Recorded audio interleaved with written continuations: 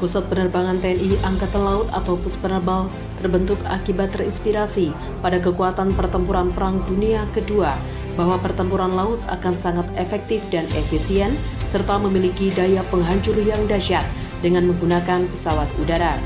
Pada pasca kemerdekaan Republik Indonesia, kondisi bangsa Indonesia belum stabil karena Belanda dan sekutunya di antaranya Inggris masih mencoba untuk menguasai Indonesia sebagai daerah jajahannya. Angkatan Laut Republik Indonesia atau ALRI sebagai komponen utama Matra Laut pada tahun 1956 membentuk staf penerbangan.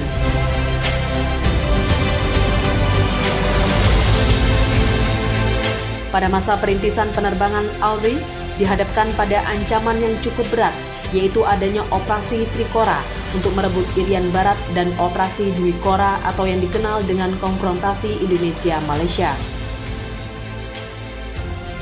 Berkat kegigihan dan kerja keras para perintis penerbangan Angkatan Laut, dapat dilaksanakan relokasi pangkalan dari Moro Prambanan ke Juanda. Oleh karena itu, setelah melalui proses pembangunan selama 4 tahun, akhirnya pada tanggal 12 Agustus tahun 1964, Lanudal Juanda diresmikan penggunaannya oleh Presiden Soekarno. Pangkalan Udara Angkatan Laut Juanda adalah satu-satunya pangkalan udara yang dirancang dan dibangun oleh bangsa Indonesia sendiri untuk kepentingan militer pada saat itu. Pada masa pengembangan penerbangan Angkatan Laut telah melaksanakan validasi organisasi, yaitu alibina satuan-satuan penerbangan ke dalam organisasi Pusat Penerbangan Angkatan Laut atau Puspenerbal. Beberapa wilayah Indonesia dibentuk Lanudal, dimulai dari Sabang, Tanjung Pinang, Mata, Jakarta, Surabaya, Kupang, Manado, Aru, dan Biak. Penerbangan Angkatan Laut juga membentuk satuan operasional yaitu Wing Udara 1 di Tanjung Pinang, Wing Udara 2 di Surabaya, dan Wing Udara 3 di Biak.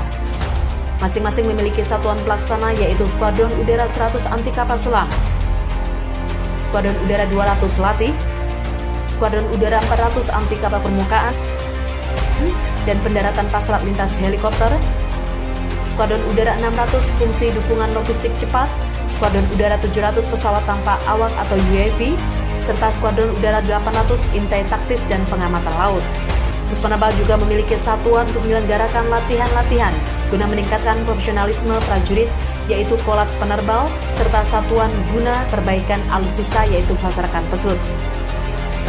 Sejak berdirinya penerbangan TNI Angkatan Laut berperan sebagai kepanjangan tangan atau kesenjataan dan kepanjangan mata atau deteksi bagi KRI yang melaksanakan operasi laut, serta terlibat aktif dalam berbagai operasi militer untuk perang maupun operasi militer selain perang, seperti operasi Trikora, Dwi Kora, operasi Pasukan Rakyat Kalimantan Utara, operasi Cendrawasih II, operasi Seroja, operasi Merah Putih yaitu operasi pembebasan KM Sinar Kudus yang dibajak oleh perompak di Somalia, operasi bantuan kemanusiaan dan SAR, serta operasi Maritime Task Force di Libanon di bawah komando PBB dengan mengirimkan personil dan helikopter onboard KRI sejak tahun 2009.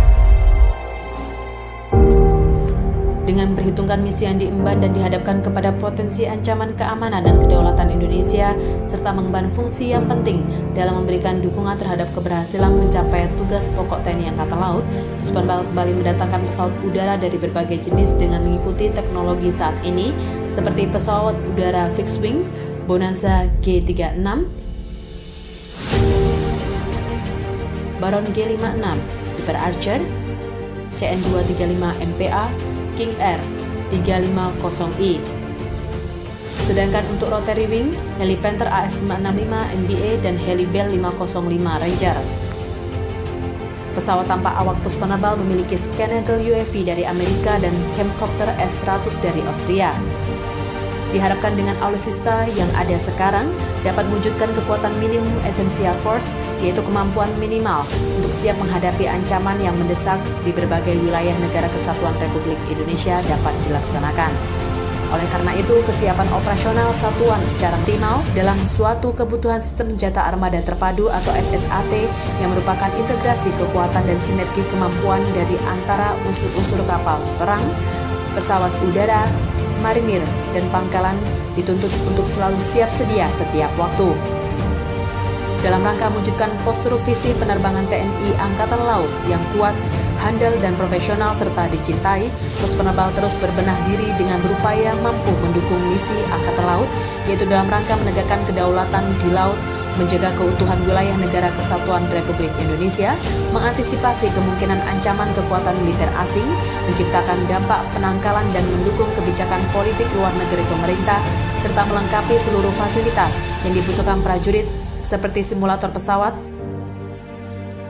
fasilitas olahraga, serta adanya pelayanan kesehatan yang memadai untuk prajurit dan keluarga, sehingga dapat tercipta sumber daya manusia yang mampu dan siap untuk menjadikan penerbangan TNI Angkatan Laut yang handal dan hebat menuju TNI Angkatan Laut yang kuat, Indonesia maju.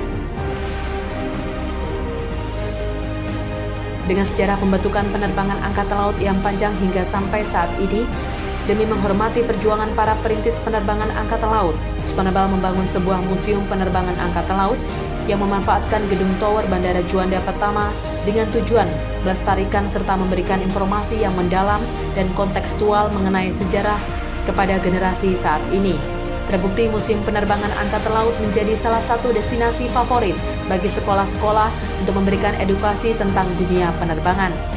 Pos Penerbal juga memiliki sebuah monumen yang terletak di depan Museum Penerbangan guna untuk mengenang dan menghormati jasa atau peristiwa yang memberikan dampak besar bagi perkembangan penerbangan Angkatan Laut. Pos Penerbal pasti profesional, adaptif, sinergi, tangguh, dan inovatif. Dharma Jalakasa Putra, Jaloseva, Jayamahe.